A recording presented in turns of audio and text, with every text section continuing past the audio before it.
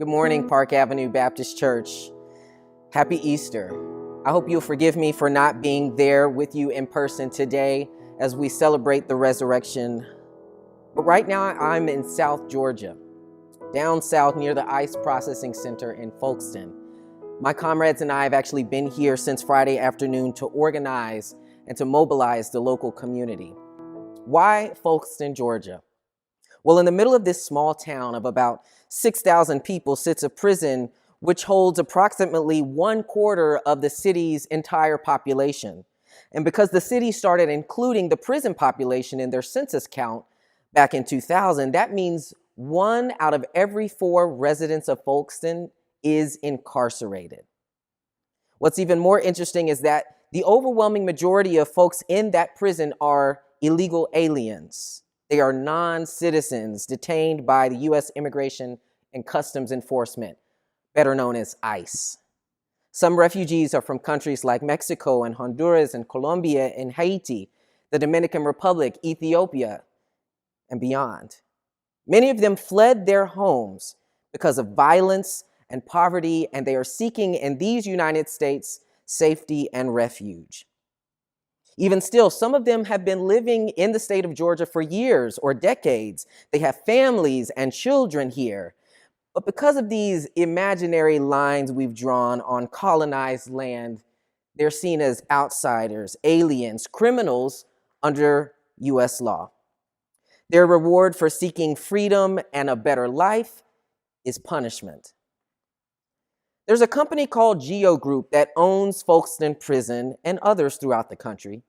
And despite the White House agenda to close federal privately owned prisons, GEO Group has found loopholes to the policy and quietly signed contracts back in January to not double, but triple the size of Folkston Prison. And if that expansion goes through, Georgia will be home to the biggest immigrant prison in the country. Prison is profitable. Being down here in South Georgia outside of the prison reminds me of a story that's been passed down through my family for hundreds of years, for generations. Maybe you know it. Rumor has it that a long time ago, before ICE and GEO Group and all of these detention centers, there was a brown-skinned Jewish brother from Palestine named Jesus who was arrested and thrown into prison himself. Like our immigrant siblings today, he was charged with the high crime and misdemeanor of seeking freedom and a better life for his people. My family tells the story that you may know about what happened the night he got arrested and who all was there. They said that Jesus went to a certain area of town by himself to pray, and he brought a few of his friends along, and his friends believed in him and his ideas about freedom and new life, and they wanted better for themselves and their families too. So they followed him to pray. One of the friends had made a deal with the religious and political leaders to take him down. And so he showed up later on after Jesus was praying and had him arrested.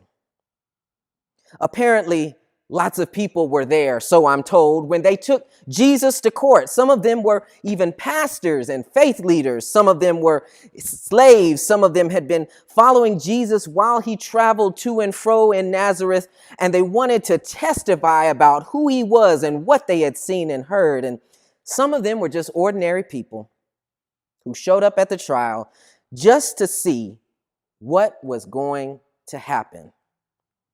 My grandmama told me what her mama and daddy told her. She said all kinds of folks were there and they kept yelling at Jesus from the crowds, and a few of them even spit on him and hit him and beat him up. But the crazy thing is, she told me, my grandmama said, Jesus never said a mumbling word. Hearing this story as a child, I always wondered why a man would let himself be treated like that, especially when he knew he had done nothing wrong. But now, after spending time talking to friends who have been arrested and thrown into immigrant prison, people I've gotten to know, they've spent years being detained because of who they are and where they come from, I think I can understand just a little bit.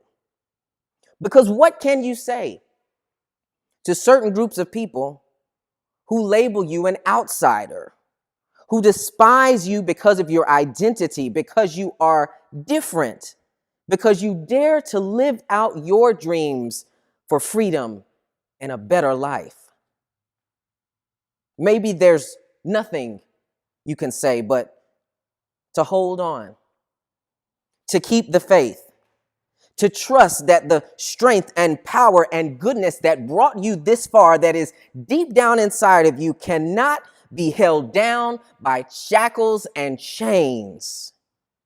Maybe all Jesus could do was believe that his brown life mattered and that his existence was not a threat, because no human being is illegal.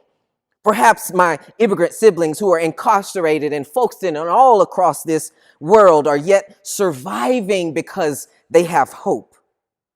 Hope that the future is bound to no one.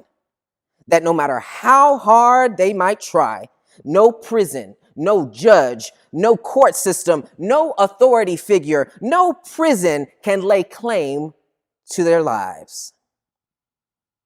Beloved, our lives collectively and individually belong to us, and they belong to God. And that's why I take this story of Jesus with me down to South Georgia, to every protest, to every demonstration, every jail visit, everywhere I go, because I know that freedom is possible.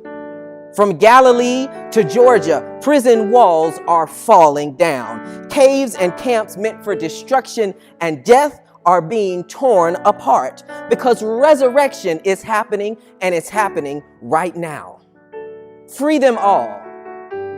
Free them all.